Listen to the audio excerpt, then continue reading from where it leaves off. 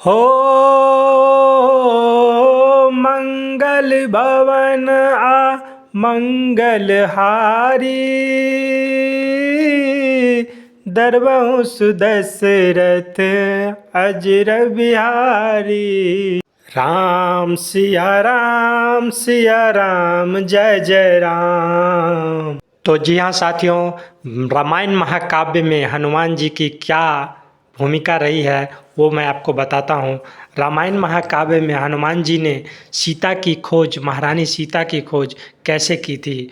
पवन पुत्र हनुमान जी अपने सूक्ष्म रूप धारण करके लंका में प्रवेश किए थे और लंका में प्रवेश किए तो सूक्ष्म रूप धारण करके पूरी लंका का भ्रमण किया। लंका का राजा रावण की कक्ष में गया, परंतु आधी रात को सभी विश्राम कर रहे थे, लेकिन माता सीता का दर्शन नहीं हुआ। अंत में वह एक घर पे गया जहाँ पर तुलसी पौधा, शंख, सुदर्शन चक्र लगे हुए थे।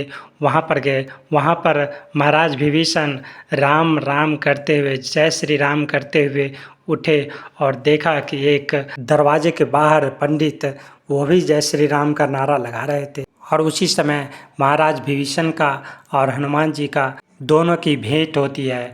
महाराज विभीषण से ये पता लगाते हैं कि महारानी सीता को कहाँ रखा है। तो महाराज विभीषण बताते हैं कि उनको अशोक वाटिका में रखा है और बहुत सख्त पहरा रहता है वहाँ पर जाना खतरे से खाली नहीं है।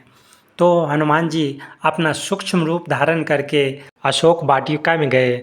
अशोक वाटिका में गए तो वहाँ पर देखा कि महारानी सीता कैसे अपना पेड़ के नीचे बैठी हुई है और लंका का राजा कैसे उस पर अत्याचार करते हैं। ये सब देखते रहते हैं हनुमान, और चुपचाप वहाँ पर सब देखते रहते हैं।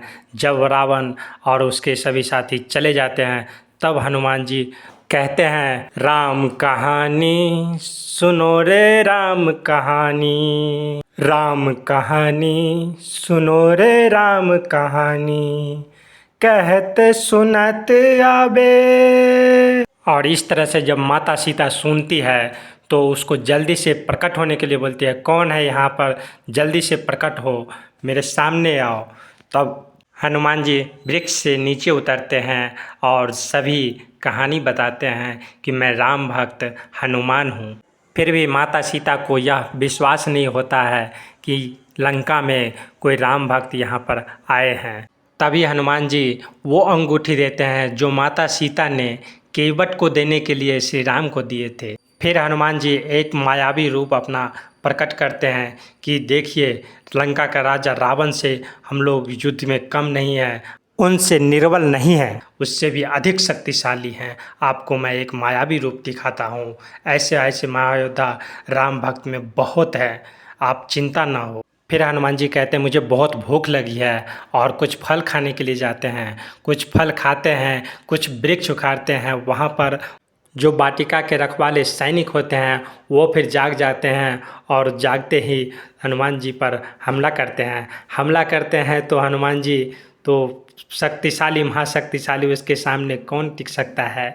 इस प्रकार जय श्री राम का नारा लगाते हुए सारी अशोक वाटिका को विध्वंस कर डालता है हनुमान जी। फिर यह बात लंका के राजा रावण तक पहुंचती है। वहाँ का सैनिक बताते हैं कि कोई साधारण मानव नहीं है, कोई साधारण वानर नहीं है, वहाँ पे बहुत शक्तिशाली और मायावी है। तो उसका पुत्र अक्ष वहाँ पर युद्ध के लिए आता है। रावण का छोटा पुत्र अक्ष, जो कि हनुमान जी के हाथों वहाँ पर भी युद्ध में लड़ते लड़ते वह मारा जाता है और रावण फिर बौखला जाता है। तभी वहाँ पर मेघनाथ आता है। मेघनाथ का दूसरा नाम इंद्रजीत है, जो कि पूरे इंद्र को जीता था उसने, और इंद्र के देवता भी उससे कांपते रहते हैं। वह आता है, वह शक्तिशाली और मायावी भी है। फिर भी हनुमान जी के सामने वह कुछ नहीं कर पाते हैं। इंद्रजीत और हनुमान जी का युद्ध काफ़ी देर तक चलता रहता है और सभी देखते रहते हैं, लेकिन अंत में उसको ब्रह्मास्त्र का प्रयोग करना पड़ता है और ब्रह्मास्त्र के सामने हनुमान जी प्रणाम करते हैं और उसके बंधन में बंध जाते हैं। फिर सैनिकों को आदेश देता है कि उसको पकड़ के ले आओ, चलो महाराज के पास। महाराज के निकट आते हैं, महाराज के पास उसको रावण के पास लाते हैं और रावण को यह दिखाते हैं कि ये देखिए वही बानर है जो कि पूरे अशोक वाटिका को उजाड़ डाला। तभी हनुमान जी को रावण गौर से देखता रहता है और कहता है कि ये वही बानर है जो हमारी सुंदर वाटिका को उजाड़ डाला है, इसकी जीवा कटवा दो। फिर कोई सैनिक कहता है कि नहीं महाराज, इसका अगर जीवा कटवा देंगे तो और कुछ भेद जो बताना चाहेंगे वो कैसे बता पाएंगे। तभी वहाँ पर महाराज रावण फिर दूसरा उपाय कहते हैं कि इसकी पूँछ में आग लगा दो, और पूँछ में आग लगा दो क्योंकि उसका शरीर का सबसे प्यारा अंग होता है, उसी में आग लगा दो। और आग लगाते हैं और सब खिलखिलाने लगते हैं। तो दोस्तों, वीडियो अच्छा लगा हो तो प्लीज़ लाइक सब्सक्राइब ज़रूर करिएगा।